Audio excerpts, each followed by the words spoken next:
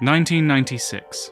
Following the conclusion of Neil Gaiman's The Sandman comics, a movie adaptation is in development. Director Roger Avary screens Jan Svankmayer's Alice as creative inspiration. Before the screening finishes, Avary is fired due to creative differences. 1998. William Farmer has completed a new screenplay of The Sandman. He has never read the comics. His script is action-heavy and features a giant mechanical spider. Neil Gaiman leaks the script to an entertainment news website, where it is publicly ridiculed. The project does not move ahead. 2013.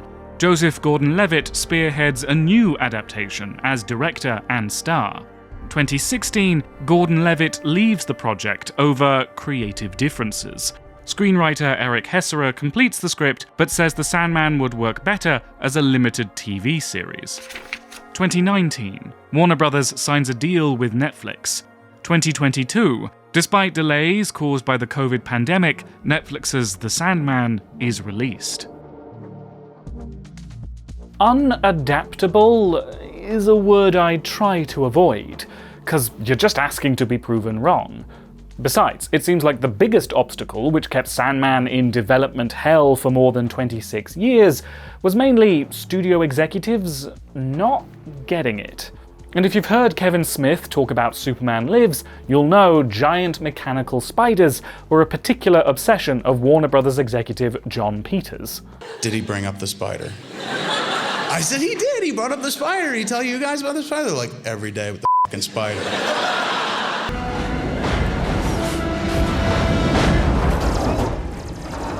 Fine-looking spider you have there. But aside from all of that, when it comes to The Sandman, yeah, pretty unadaptable.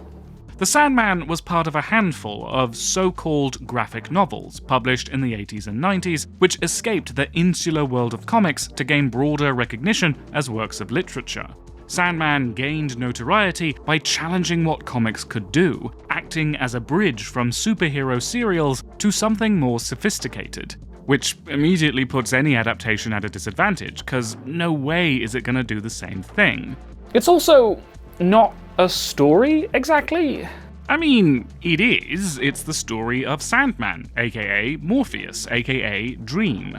But it's not a straightforward narrative. It's a collection of stories, all related to Dream, but not necessarily related to each other. And much like a dream, it shifts in tone, scope, genre, and art style, sometimes within the same issue. Altogether, it's more like a mythology, which is a difficult thing to condense without losing the nature of the thing.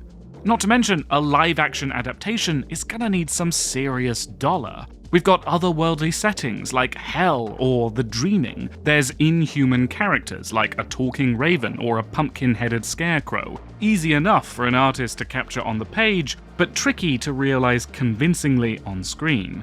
Nevertheless, the Netflix adaptation seemed poised to meet these challenges. Hesserer was right, Sandman is better suited to television, with its episodic structure and longer overall running time, giving it the freedom to be very faithful to the comics. And big-budget adaptations of famous fantasy stories and/or comic books are very in vogue these days. Some reports say Netflix spent up to $15 million per episode. That's Game of Thrones money. And their investment wasn't wasted. Sandman's first season topped Netflix's rankings the week it was released, and amassed close to 400 hours viewed in the first month, seeming to prove that Sandman is not so unadaptable after all. Until July 2024. Journalist podcast Tortoise releases interviews with 5 women, each accusing Neil Gaiman of sexual assault. January 2025. New York Magazine also reports on these allegations, adding those from another 4 women. Many were fans in their early 20s or younger, and often in vulnerable situations. Many claim Gaiman performed acts of BDSM with them without their consent. Gaiman is accused of sexual misconduct and grooming. Both Gaiman and ex-wife Amanda Palmer face charges for human trafficking. Gaiman strongly denies the allegations. This news is shocking, but the story is all too familiar. a predator using their position of power to prey on vulnerable people. Before I continue, I want to stress the importance of supporting victims. I'll leave links in the description for charity organisations which help victims of sexual violence. Though Gaiman hasn't been proven guilty at time of recording, the nature and number of these allegations has already been devastating for his public image. Basically, every ongoing project he was involved in has either been shelved or outright cancelled. And his once very loyal fanbase are left with the task of re-evaluating their relationship to his work. I've just done a 2-hour video about how the actions of an author change the meanings of their texts. So if you want to hear me talk about this in detail, go check that out. The link's up here somewhere. Suffice to say, separating the art from the artist is impossible. When our understanding of an author changes, so does our understanding of their authorial intent. For example, the New York Magazine article mentions the Sandman story Calliope, in which famous author Richard Maddock imprisons the eponymous muse, using her to fuel his writing talents by habitually committing acts that would get me demonetized to describe. Although the story frames the author as a villain, and the story was published years before most of the alleged incidents took place, the parallels are still chilling. Where did this idea come from, Neil? But a text also has meanings beyond the authorial intent. We can't deny the Sandman comics remain a very influential work. They still have meaningful things to say about change, identity, and imagination. They tell stories about feminist and queer issues in ways which were very progressive at the time it was published. All that is still there, even if Gaiman's intent has become harder to understand. In Calliope, Maddock identifies as a feminist author. The story condemns Maddock for the exact same performative progressivism that Gaiman himself is now accused of. And I'm not even going to try unpacking that. That's the purview of a qualified psychologist. I'm here to talk about adaptation. I will need to bring up Gaiman to discuss his creative decisions, and I'm going to speak mostly positively about the Sandman comics, which might be awkward with this elephant in the room. So let's acknowledge the elephant and permit ourselves to have complicated feelings about art. Needless to say, the allegations inevitably raised questions about the future of Netflix's Sandman. January 2025. Netflix announces Sandman's second season would be its last. According to showrunner Alan Heinberg, the Sandman series has always been focused exclusively on Dream's story, and back in 2022, when we looked at the remaining Dream material from the comics, we knew we only had enough story for one more season. Are you sure that's the reason, Alan? You still had, 7 books left. To be fair, it appears the second season was already in post-production by the time the allegations came out.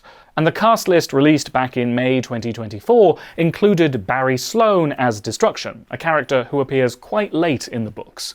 So, unless they caught wind of it ahead of time, it's unlikely the plot was altered because of the allegations. Either way, I don't buy Heinberg's explanation. It seems clear to me that plans changed at some point.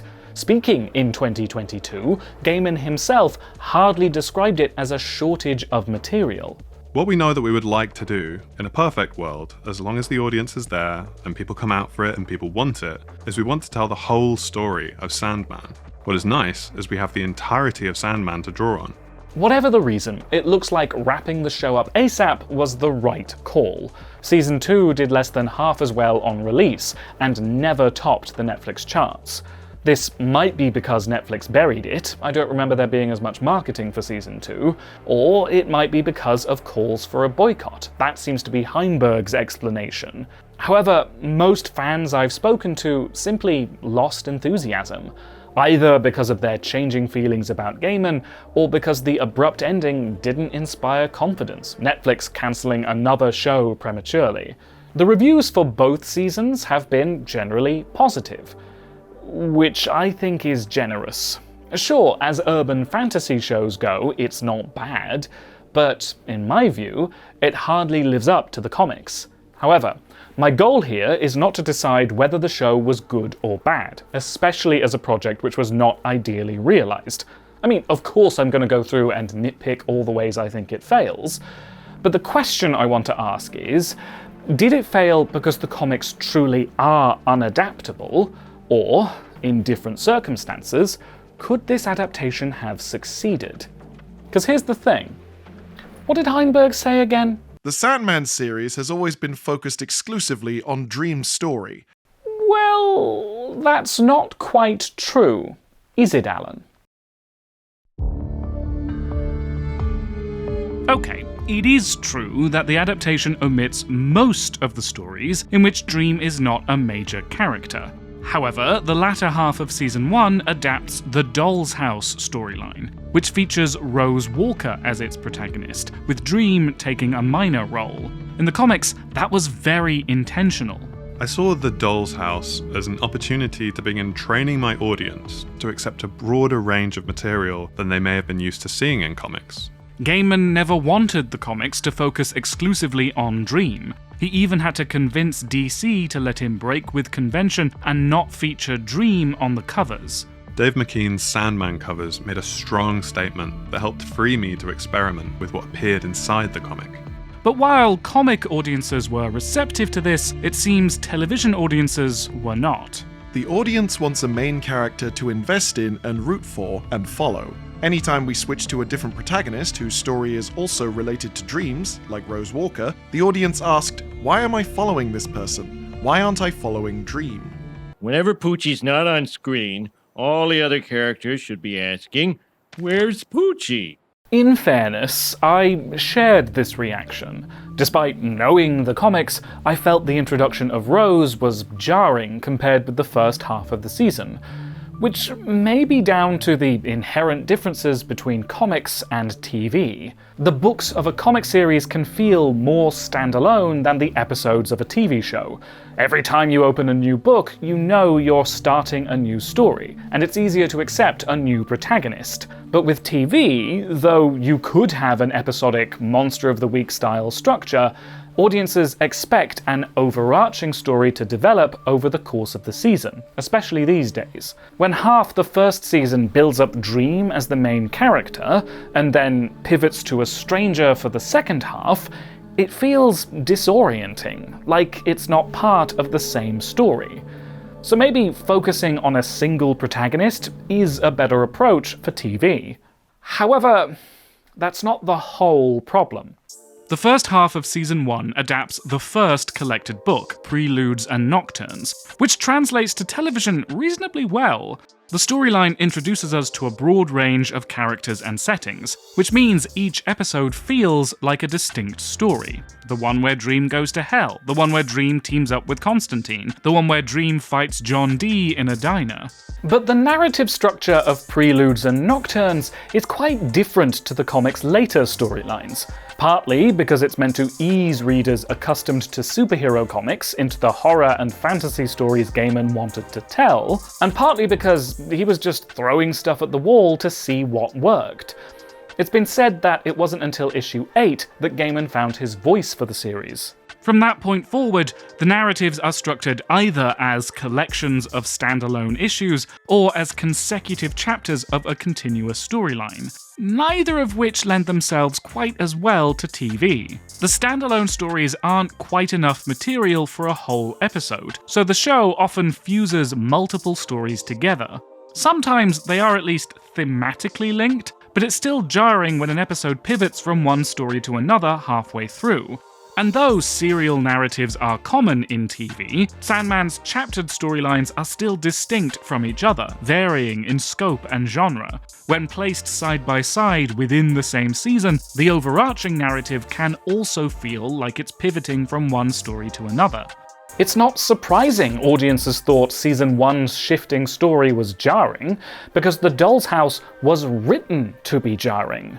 It's not just a different protagonist, it's also a different tone, genre, and style of story. Again, very intentionally. Because, as the second storyline, it establishes a formula. Neil said he chose to do The Doll's House and risk interrupting the previous tone of the book because he knew if he didn't, he ran the risk of becoming another X-Men. Looking back, that decision actually changed the entire direction of the book. This was a crucial moment for the comics, which laid the foundation of what they would eventually become, specifically building its narrative to be capable of experimenting. But when the show reached this same moment, it went in the opposite direction. Without a clear delineation between the first two stories, the show attempts to ease the transition. It takes the villain of The Doll's House, the Corinthian, and adds a subplot about him running through Preludes and Nocturnes, setting him up as the overarching villain of the whole season. And it takes this throwaway reference to Rose in the comics and expands it into a full cameo, introducing her ahead of time, presumably so she wouldn't be a complete stranger by the time she became protagonist, which clearly didn't work. They were trying to make these stories fit the structure of a conventional TV narrative.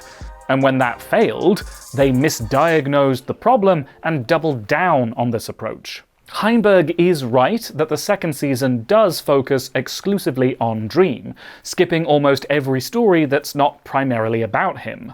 Which might seem like a reasonable compromise. Sure, it's a shame to lose some of these stories, but at least what you're left with is a straightforward, singular narrative about one character which an audience can follow.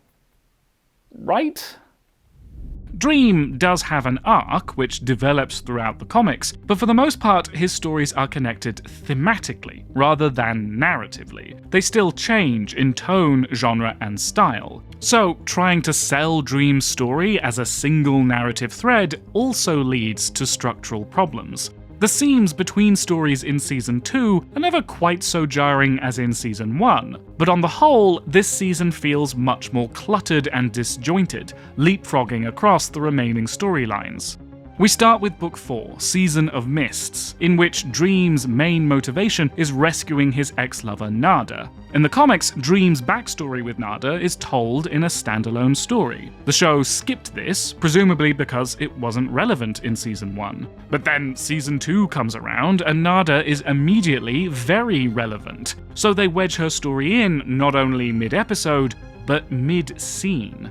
There's sense in framing it as Dream telling the story to his sister, but it's a 10-minute sidebar about backstory in the opening scenes of the season. It really slows the momentum. In the comics, Nada's story is very clearly finished by the end of Season of Mists. She's reincarnated and will never remember Dream. But the show tries to ease the transition into Book 7, Brief Lives, by having Nada take the role of Dream's other ex, Thessaly. That's fine, it's more about Dream's moping anyway. Yet, they continue to reference Nada as if her story is unresolved. Instead of being reincarnated, Nada vaguely leaves for the waking world, and Dream joins Delirium's quest, hoping to find her there. Then there's this scene where he mistakes a stranger for her, and he makes out with an illusion of her in Delirium's realm. Again, this makes some sense. Nada's been Dream's main motivation thus far. It'd be weird if she were suddenly forgotten about mid-season. Except that is exactly what happens. Her story doesn't lead anywhere. Once Dream kills his son and brings the kindly ones upon himself, Nada is never referenced again. She doesn't even turn up at Dream's funeral. And even though avoiding changing protagonist was, the whole point, the show is forced to do it anyway. In order to understand why Dream kills his son, we need to know his son's story. In the comic, Orpheus's tale is told in a couple of standalone issues, which, of course, the show skipped. So, as with Nada, they wedge him in the instant he becomes relevant, which is halfway through an episode. After 25 minutes rattling around various plot lines, a flashback with Destruction, Wanda's funeral, Dream making up with Delirium, suddenly it's the Orpheus show for the rest of episode 5, and half of episode 6. Okay, look, I don't want to be too hard on the show. There are many scenes, even whole episodes, which work well and adapt the comics very thoughtfully. But overall, the show is weaker than the sum of its parts. Because it doesn't matter how well a scene or a story has been adapted if it feels out of place. Again, this might be down to the differences between comics and TV, Comics are inherently more literary. They can use both third or first-person perspectives, or even a mixture of the two, and the regular breakpoints between panels, pages, chapters, and books provide more natural opportunities to shift focus. Whereas live action is more reliant on actor performance, with the audience more firmly rooted in an outside perspective, making it more suited to character-driven narratives than thematic ones. And the structure of TV drama is more rigid, with a greater sense of continuity. So maybe TV drama just can't tell the same sort of anthology-style narrative. Then again, anthology shows do exist, serving a fresh plate of characters and stories every season, or even every episode. And anime doesn't seem to struggle adapting the arc structure of manga. In the age of streaming, where runtimes and release schedules are no longer dictated by advertising slots, why can't we be more experimental with the structure? The Sandman comics were revolutionary for experimenting with comics as a medium, so it's surprising how conventional the show's narrative is. It's trying to tell a simple, protagonist-led narrative, a typical superhero story. Precisely the sort of thing the comic was constructed to avoid being.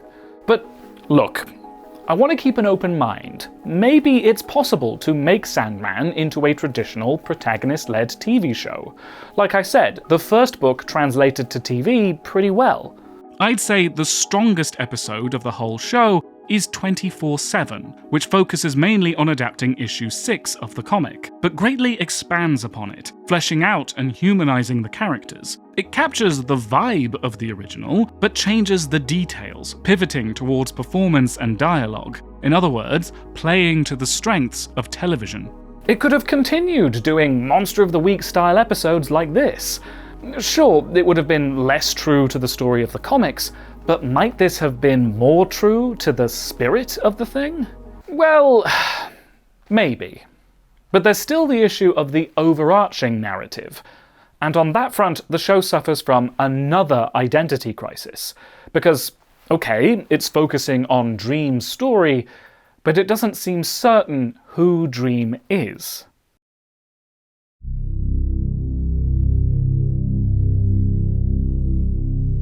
In the comics, Dream is, to put it mildly, a He's arrogant, prideful, and oftentimes cruel. He's a compelling character, but not necessarily a likable one.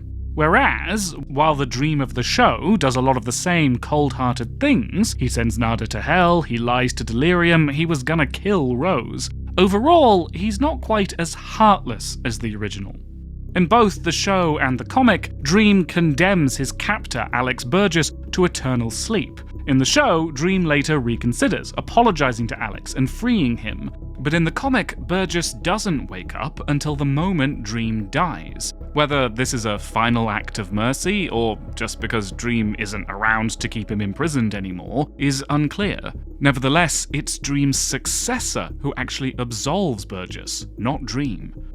In the show, when the Kindly Ones come to kill the Griffin, Dream saves her life with a loving embrace. In the comic, the Griffin dies alone, and Dream is coldly indifferent.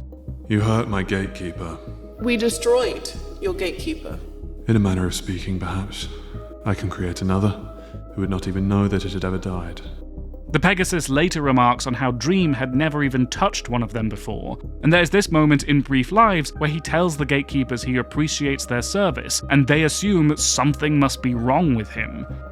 In the show, Dream politely and privately asks Nuala to remove her glamour. He's firm in this request, but it's treated as a triumphant liberation from Fairy's oppressive beauty standards. But Queen Titania insists that everyone in her court... You are no longer in her court. Although all this means is Nuala wears less makeup and speaks with an Irish accent. On first viewing, I barely noticed any difference. So with the fanfare of music and visual effects, it was just like, la la la la la, same woman. In the comic, however, it's not a request. Dream removes the glamour himself, without listening to Nuala's protests. And without her glamour, she's a much more wretched creature. Her brother finds it amusing, and it makes her cry. It's still a liberation of sorts. When Nuala returns to Fairy, she causes scandal by choosing not to wear her glamour anymore. But her life in the dreaming isn't exactly liberating. Dream is indifferent to her, to the point of neglect. Nuala craves his approval, which Dream only ever gives as an afterthought. She's scared of Dream, but she also falls in love with him. I could go on about Nuala in the comics. It's another thing that allegations against Gaiman cast in a questionable light. Dream is kind of abusive to her. But it's also making a point about objectification. She's given to Dream as a gift, which he has no use for. But she doesn't know how to exist if she's not useful to somebody. She tends to the throne room, despite not being asked to, because she, quote, has to do something. The show makes her a much more empowered character, which I'm not necessarily opposed to, but it means her loyalty to Dream is uncomplicated. He's obviously a better master to serve than Titania, which is not only a different angle on Nuala, but also a very different angle on Dream. Part of the difficulty is how do you take a hero who is fairly passive and does not tell people what he is thinking or how he is feeling? How do you make him the center of your story and give the audience enough access to him to fall in love with him and go on a journey with him? Again, I'm trying to keep an open mind here. If we're making Sandman into a more conventional, protagonist-led character piece, it makes sense to humanize Dream. But if that's who this version of Dream is, why are we telling this story about him? In the comics, Dream's single most defining characteristic is his inability to change. He's been Dream for so long, he has no identity outside of his role. He's slavishly devoted to his responsibilities, even though, time and time again, it's proven that he doesn't need to be. Ultimately, Dream's story is about how you either change or you die, and Dream chooses to die. He didn't need to spill family blood by killing his son. He didn't need to respond to Nuala's summons. He didn't need to remain Lord of the Dreaming, as death tells him he could have avoided his fate. No, I could not. No, you couldn't. Could you? Whether consciously or not, Dream orchestrates his own death by embarking on a path he will not deviate from. And in the show, Dream's story is the same. Except it's not the same because Dream has changed. I have changed. You've changed. You've changed, Dream. You have changed, Oneros. We've all changed. Even you. What made you change your mind about me, sir? You changed. And when one of the endless changes, well, that changes everything. The one thing all dreams have in common is change. Does anyone else think change doesn't sound like a real word anymore? Even though the show's plot is broadly the same as the comics, how Dream feels about it is completely different. He atones, he apologizes, he learns, and he grows. His arc is about how he's changed. And okay, fine, open mind.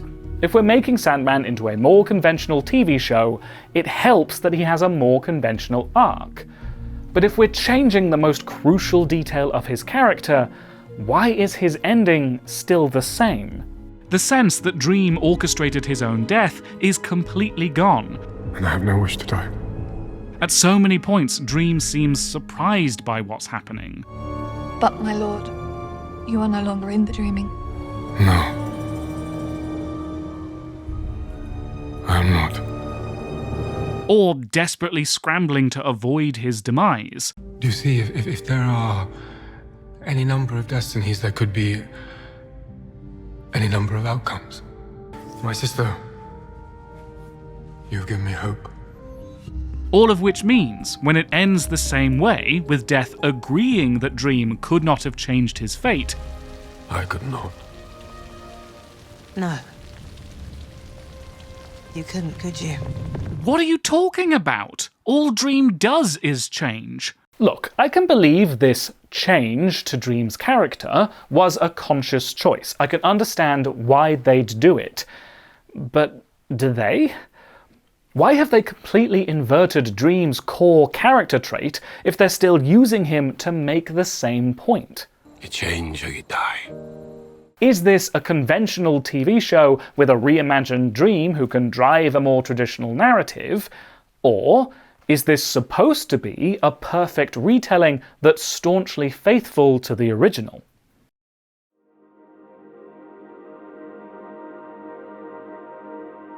It's not that the show is afraid to deviate from the source material, we already know they made cuts, and obviously they had to decouple it from the broader DC universe. There are some modernizations, some new ideas, and some different takes on old characters. I personally quite enjoy Loki and Puck as a couple of gay dads. For the most part, though, it uses the comic as a guide. What it doesn't cut, it adapts fairly closely. Most scenes are lifted directly, with dialogue repeated verbatim and panels meticulously recreated. The show's reverence for the original is self-evident. And fans will come for me over this, but loyalty to the source material is not always a good thing. Adaptation can be like building a house of cards.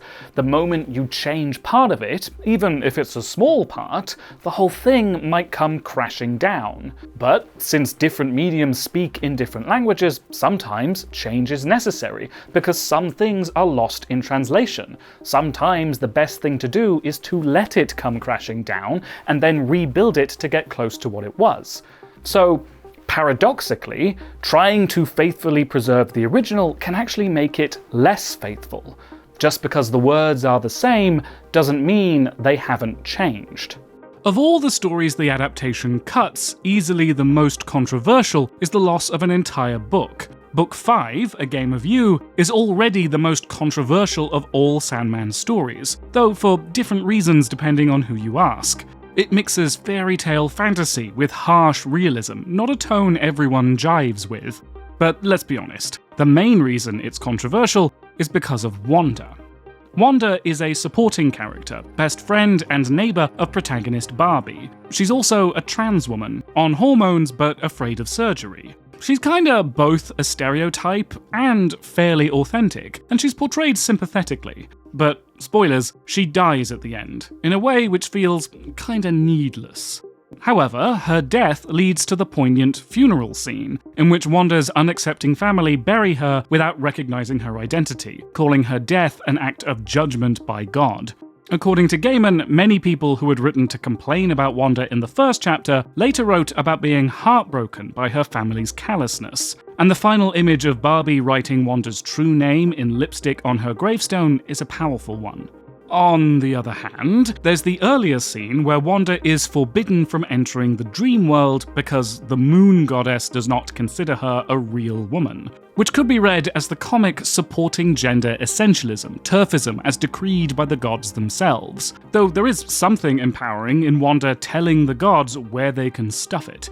And, crucially, Wanda's gender is ultimately affirmed in Barbie's dream of her being taken by death, wherein Wanda appears as a quote-unquote perfect woman. It's somewhat left to interpretation, but to me, this proves Wanda's true self was always female. This story was polarizing in many different ways, but whatever you think of it, featuring a prominent trans character was a radical thing to do back in '93. Although, it's still a radical thing to do now. Unsurprisingly, there was a lot of intrigue as to how the Netflix version would approach this story. Would they modernize it? Would they sand down its harsher edges? Would they remain faithful to the challenging aspects of this story? So, when it was announced that A Game of You would be cut, the fandom was pretty underwhelmed. However, this cut came with a caveat. I said, I'm happy to skip A Game of You as long as Wanda comes with us. Wanda survives the cut. She replaces minor character Ruby, serving as Dream and Delirium's driver. And that's fine, it's a different take on the character, but India Moore plays it well. They justify her presence by drawing parallels between Wanda and Destruction, both of whom went no contact with their families. This is also fine, and I genuinely love the conversation they have about the marvelous land of Oz. It feels very true to the character, despite being completely original to the show. So, I'm not opposed to Wanda being reimagined. The original is a tad dated. However, this version of Wanda, outside of being a trans woman, bears very little resemblance to the original. Divorced from her story and its themes of identity, as well as her thigh-high leather boots, she's not the same character. Okay, there is one part of her story which still made the cut, the part she's most famous for. Wanda's death in the show isn't exactly surprising. The character she's replaced dies too. But unlike Ruby, Wanda gets her funeral, as well as a scene with death. It's trying to make a similar point as the original. Wanda's family don't accept her. But in the show, death doesn't affirm Wanda's identity. She's already fully transitioned and perfectly comfortable with herself. Her soul is identical to her living body. She isn't transformed in death. So, this doesn't mean very much. It's hard to imagine people writing in about how much they were affected by this. I've spoken to people who watched the show without having read the comics, and unsurprisingly, they felt Wanda was a throwaway character. She's only in a couple of scenes and is killed before they could have any real investment in her. As such, the funeral feels mawkish and rather labours the point. It's not right. Putting that name on her headstone. Speaking to Polygon, Heinberg described reading A Game of You as a young gay man, and finding the representation, quote, extraordinary. Clearly, he felt Wanda was an important character who is worth keeping, even in a different form. And with all the scrutiny on this storyline, there's also the issue of optics. You can imagine the headlines. Netflix skips the trans storyline because Netflix has a trans problem. And I can completely sympathise with Heinberg's decision. It's a difficult situation to be in. And yet, I can't help wondering whether cutting Wanda entirely might actually have been the better choice. Yes, it would have been very unfortunate to lose her, but haven't we already lost her? Is a pale imitation of her story really an improvement over just not telling it? I agree that Wanda as a character matters, but if we're not also adapting why she matters, what's the point? In the show, Dream is the one who fixes Wanda's headstone, not with lipstick, but with magic. It's a poor substitute because it loses the symbolic femininity, but above all, it changes what this moment means. In the waking world, Dream is basically a space alien. He's completely baffled by the very idea of transphobia. They cut his hair and put him in a suit and everything. Why would they do that? He hasn't had the opportunity to know Wanda. His affront at her headstone is less personal to him. It's just his own guilt at feeling responsible for her death. That's nice of you. I had to do something to try and make things right. Technically, it's the same as what happens in the comic, but the context is completely different. Trying to copy the original actually makes it less faithful. It's the same with the sacrifice of Dream-turned-human Fiddler's Green. In the comic, he climbs a mountain to stand in Dream's way, knowing it will cost his humanity, hoping he can exchange his life for Rose's, and stoically accepting his failure. In the show, Stephen Fry walks up out of nowhere, says, "Please, sir, can I sacrifice myself?" And when he's told no, he dumps a bunch of exposition before nonchalantly accepting his death. His last words are copied exactly from the comic, but in this context, they don't have the same emotional impact. As mentioned, the comics tell Orpheus' story gradually, out of chronological order, because that builds intrigue about him. When Dream meets him again, it feels momentous, because we already know the context. But the show tells his story all in one go, in order, after he becomes relevant. Instead of intrigue, it's just an info dump. There's Nuala, of course. Again, I'm not opposed to reimagining her. But all the show does is turn her into a girl boss. Sure, she speaks her mind and fights for the dreaming, but she doesn't have any actual agency. She's still traded like a commodity. She's still forced to wear a glamour by her brother. I'd say she actually has less agency than the comic, because her most meaningful act, using Dream's boon and inadvertently bringing about his death, is taken away from her, literally, and given to Titania. In the comic, she was Dream's Achilles' heel. In the show, she's just there. I mean, I guess she beheads Leiter, but what did that achieve? It's just another thing that makes Dream's fate feel less inevitable. If she'd been 5 minutes quicker, would she have saved him? In one of the stranger choices, the show takes the scenes with time and darkness from Overture, a prequel miniseries that's not even part of the original run, and wedges them into the kindly ones.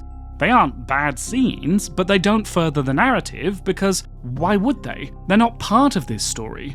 And we've already talked about how Dream's death doesn't make sense for this version of the character, but more than that, his death was written as the conclusion of a 7-year run of comics, the culmination of an epic tale about a sprawling fantasy world. Those stories, which aren't primarily about Dream, are still about Dream's impact and influence. Cutting them makes his world smaller. In the comic, his funeral is attended by everyone, not just the Endless and all the characters from across the series, literally everyone. Even you, the person reading this comic. Also, Batman is there. The whole point is Dream's death is a universe-shattering event. But in the show, even though the eulogies are mostly the same, it doesn't have the same impact in this small chapel attended only by close friends and family. When an adaptation cannot recreate the original as it was, now is the time to be creative. Invent a different way of saying the same thing, or say something else that's equally meaningful. Because it's more faithful to create something new in the same way the original was created than it is to just copy as much as you can. The show often feels like it's only being faithful to what it knows fans expect to see, a whistle-stop tour of the comic's most memorable moments. But it doesn't always adapt what made these moments memorable in the first place. At best, these scenes feel hollow, gesturing at something that isn't really there. At worst, it winds up saying something completely different, and it doesn't seem to realize. So, does the show actually want to be faithful to the original? Either it's trying to be but failing, or it has a different goal.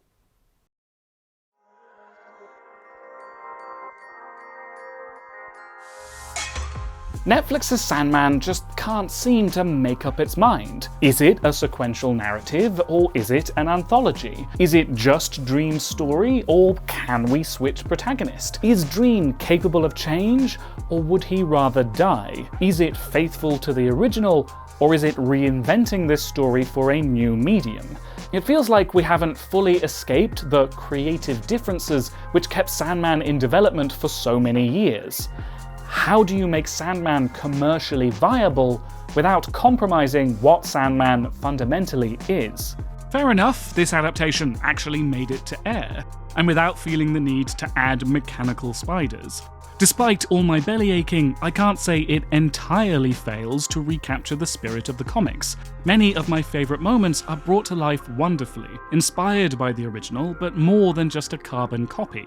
I've mentioned 24/7, but there's also The Sound of Her Wings, Dream of a Thousand Cats, the scenes with Hob Gadling, the demon duel, and Lucifer quitting hell. Reading Heinberg talk about his work on the show makes it clear he has a genuine passion for this story, and that passion is clearly visible on the screen.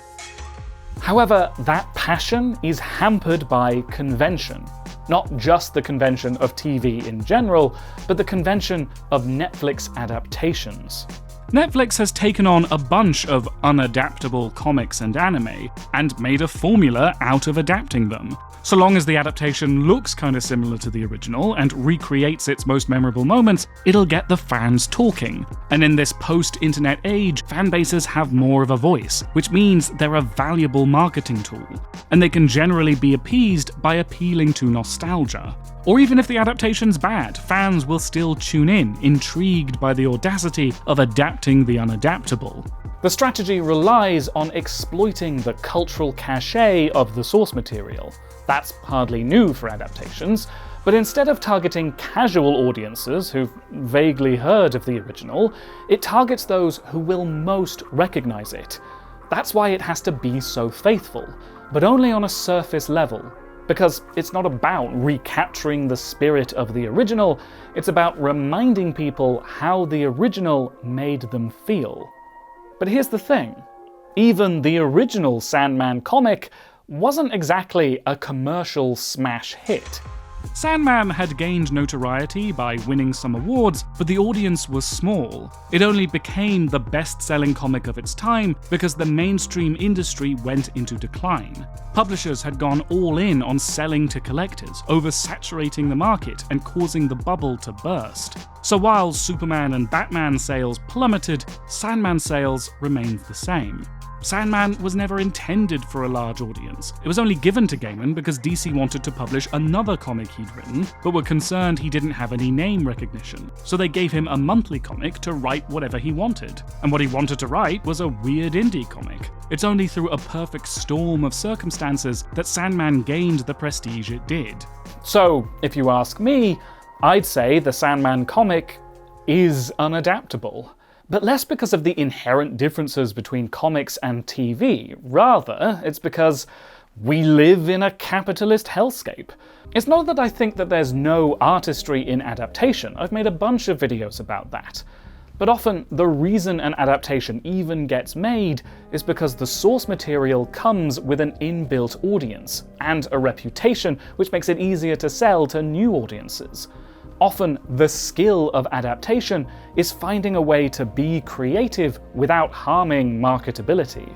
Sandman can't do that. It's just not the sort of thing that'll ever appeal to a large audience. It's not going to cut through to the casual viewer. It's never going to be the sort of moneymaker that lives up to the comic's reputation.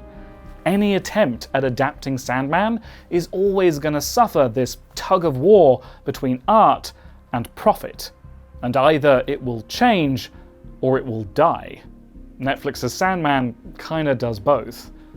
And this is normally the point where I would say ignore the adaptation and go read the books instead. But obviously, Gaiman is not an artist I'd recommend supporting right now. Instead, I encourage you to find other indie artists and support them. Not just because they benefit more from your support, although yes. Not just to challenge the corporatization of art, although yes. But personally, I much prefer a story that appeals to a small audience very, very well than a story that appeals to a large audience just fine. I think there should be a place for stories that don't have mass appeal. So go find and support something that's so aggressively your jam that no studio could ever hope to adapt it. I could point to Tanith Lee's Tales from the Flat Earth series as a Sandman alternative. People like to say Gaiman plagiarized it when creating Sandman, which I'm not sure is credible, but it does seem to have been an inspiration, so if you like Sandman, why not give it a go? So, in conclusion, though I admit Netflix's Sandman takes a decent whack at it, it fails because Sandman is unadaptable. Is it, though? Like I said, unadaptable is a word I try to avoid. Yeah, sure, market forces, corporatization of art and all that. But the fact Netflix's Sandman occasionally succeeds would seem to prove a live-action Sandman is, at least theoretically, possible. So, if we leave reality behind and ascend to the realm of dreaming, with its library containing every story that never existed, might we find the perfect live-action Sandman sitting upon its shelves? I can't help thinking back to Roger Avary screening Jan Svankmeyer's Alice to the Warner Brothers executives. Obviously, they were never gonna make a Sandman movie like this, but I can see where Avary was coming from. Blending live action and stop motion, surreal imagery that's both charming and sinister. Yeah, this is totally the vibe for Sandman. We've talked a lot about why adapting this comic is challenging. It's thematic, it's experimental, it's an anthology, it's surreal, it's unconventional. But I wouldn't say any of those are necessarily deal breakers. Live action can do those things too. But perhaps the biggest challenge is it's a comic. It's so tailor-made to be a comic, you kind of break it just by adapting it in the first place. Is that what makes Sandman truly unadaptable? Or can this house of cards be rebuilt? I don't think we've fully answered this question yet, so be sure to subscribe, and I'll catch you in the next dream. And since I too live in a capitalist hellscape, consider supporting the channel on Patreon and get bonus content and early access to future videos. Or you can help me appease the algorithm gods by liking the video or leaving a comment. And don't forget to hit subscribe. Thanks for watching, and I'll see you next time.